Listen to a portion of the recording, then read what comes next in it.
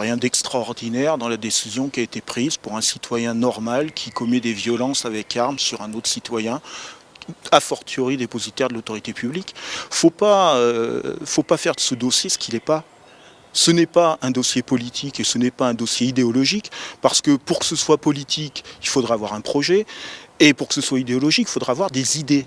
Et cet agresseur n'en a ni l'un ni l'autre. Donc partant de là, le tribunal applique la jurisprudence qui est la sienne lorsque vous avez des violences avec armes qui envoient un citoyen à l'hôpital. Le critère du maintien en détention provisoire n'est pas celui du fond du dossier, c'est la préservation de l'ordre public, la tranquillité de la victime, éviter les représailles, éviter la concertation entre les auteurs et garantir le maintien de la personne soupçonnée à disposition de la justice pour pas qu'elle prenne la poudre d'escampette. J'ai le sentiment qu'on a déjà statué sur le fond du dossier et on a statué pour l'exemple.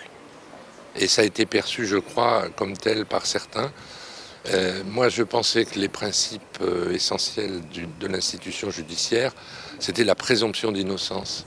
Or, Antoine n'a jamais pu se défendre, faire valoir les preuves qui permettent de dire qu'il n'a pas commis les faits qui lui sont reprochés, produire les éléments, faire entendre des témoins.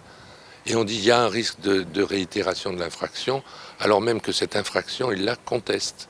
Ce qui m'inquiète quand même, c'est la réaction des jeunes qui étaient là, parce que ils ont le sentiment d'une grande injustice, et l'injustice génère la colère. Et la colère, on le sait, est mauvaise conseillère. Ce que je souhaitais, moi, c'est qu'une décision d'apaisement soit rendue pour éviter qu'il y ait la moindre difficulté dans les jours qui viennent.